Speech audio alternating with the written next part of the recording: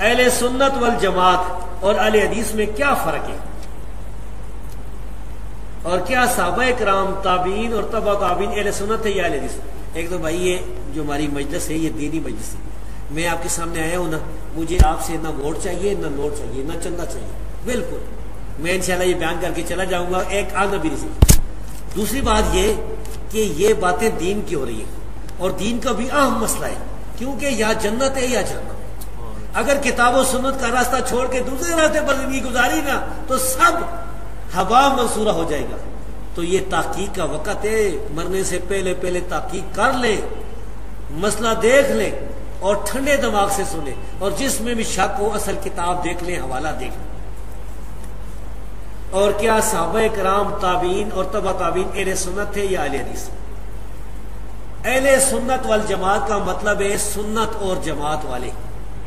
جماعت کے دو معنی ہو سکتے ہیں، ایک معنی یہ ہوتا ہے اجماع ماننے والے، ایک معنی ہوتا ہے صحابہ کی جماعت ماننے والے، دونوں مراد ہیں۔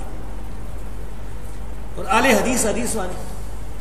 اب میں آپ سے پوچھتا ہوں کہ ایک آدمی آج نبی کریم صلی اللہ علیہ وسلم کی سنت معلوم کرنا چاہتا ہے، وہ چاہتا ہے کہ مجھے سنت معلوم ہو جائے، میں سنت پر عمل کرنا چاہتا ہوں، اس کا کیا طریقہ ہے، کدھر سے لے گا؟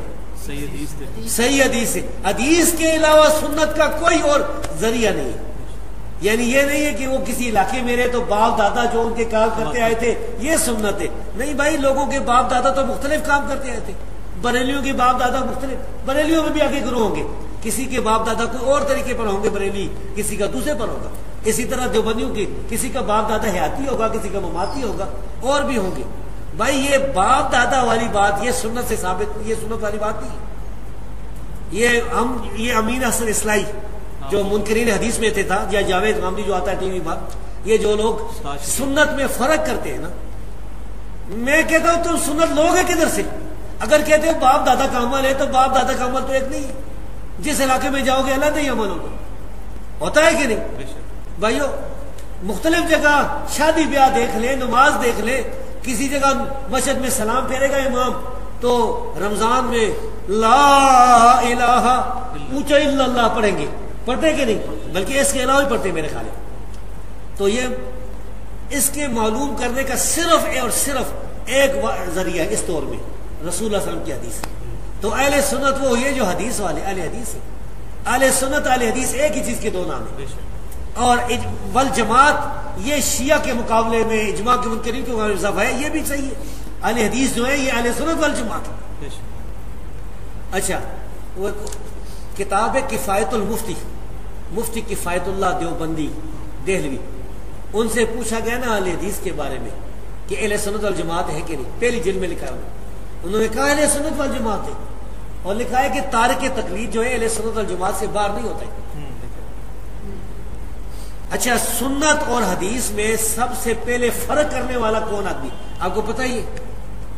سب سے پہلے سنت اور حدیث میں فرق کرنے والا کہ حدیث علیحدہ چیز سنت علیحدہ چیز ہے، یہ مرزا غلام احمد قادیانی تھا۔ اس نے کشتی نوح میں جو اس کی کتاب ہے لکھا ہے کہ سنت علیحدہ چیز ہے، حدیث علیحدہ۔ یہ جتنے منکرین حدیث ہیں یہ مرزا قادیانی سے لیتے ہیں، حالانکہ اشرف علی تھانوی نے بشتی زور میں لکھا حدیث سنت ایک چیز ہے۔ اور بھی ہم کتابیں، امام مالک رحمۃ اللہ علیہ کا تو مشہور صحیح واقعہ ہے جس میں وہ حدیث سنت کو ایک کرا دیتے ہیں۔ سنا دوں واقعہ وہ؟ امام مالک رحمۃ اللہ علیہ سے کسی نے مسئلہ پوچھا کہ یہ جو ہے وضو میں یہ پاؤں کی انگلیوں کا خلال کرنا کس طرح ہے، یہ پاؤں کی انگلیوں کا خلال کرنا یہ اس کیا مسئلہ ہے؟ انہوں نے کہا اس کی کوئی دلیل نہیں، کوئی ثبوت نہیں۔ اسی مجلس میں امام عبداللہ بن وہب رحمۃ اللہ علیہ بھی، یہ واقعہ تقدمۃ الجرح و تعدیل میں اور امام بیہقی سنن الکبریٰ کی پہلی جلد میں حسن لذات کی سند کے ساتھ، یعنی صحیح سند کے ساتھ لکھا۔ ادھر امام عبداللہ بن وہب نے کہا کہ عندنا فی ذالک سنہ، ہمارے پاس مصریوں کے پاس اس کے بارے میں ایک سنت ہے۔ امام مالک نے فرمایا ہاتھ میں کون سی پیش کر؟ انہوں نے اپنی سند کے ساتھ حدیث بیان کی اور اس حدیث میں مستورد ابن شداد رضی اللہ تعالیٰ پر سند پہنچائی، اور وہ فرماتے ہیں کہ رسول اللہ صلی اللہ علیہ وسلم آپ فرماتے تھے کہ انگلیوں کا خلال کرو۔ امام مالک نے یہ سن کر فرمایا ان ھذا الحدیث حسن، یہ تو حسن حدیث ہے، اچھی حدیث ہے۔ پھر وہ کہتے ہیں کہ جب بھی ان سے مسئلہ پوچھا جاتا تھا وہ کہتے تھے انگلی کو حلال کرو. پہلے پتہ نہیں تھا وہ کہتے تھے نہیں یہ حلال, جب پتہ چل گیا حدیث آ گئی حلال کرو. تو بھائیو یہ بات ہے. صحابہ کرام تابعین اور تبع تابعین سارے اہل سنت والجماعت تھے, سارے اہل حدیث تھے. اہل حدیث یہ ہمارے بھائی کہتے ہیں نا, محدثین کو کہتے ہیں, حدیث بیان کرنے والے کو. آج کل بعض لوگ کہتے ہیں کہ نہیں یہ غیر مقلدین ہے, پتہ نہیں آپ کو پنڈی بھی کہتے ہوئے کہ نہیں, حضروں میں تو کہتے ہیں یہ غیر مقلدین ہے. اہل حدیث جو ہے نا, بعض کہتے ہیں اہل حدیث تو ہم ہیں, اور بعض کہتے ہیں کہ اہل حدیث تو محدثین تھے. سرفراز خان صاحب نے بھی لکھا ہوا اور لوگوں نے بھی. تو میں کہتا ہوں یہ صحابہ کرام محدثین تھے کہ نہیں؟ نبی کی حدیثیں سب سے پہلے بیان کرنے والے کون ہیں؟ صحابہ کرام ہیں.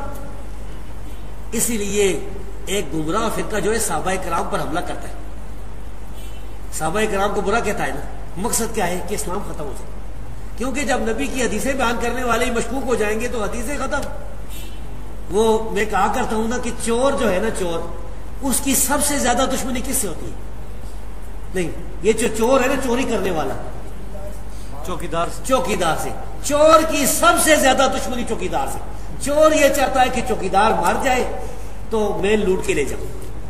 تو یہ جو چور ہے نا, جو دین کو ختم کرنا چاہتے ہیں, وہ جو دین کے چوکیدار تھے صحابہ کرام اور تابعین کو برا کیا.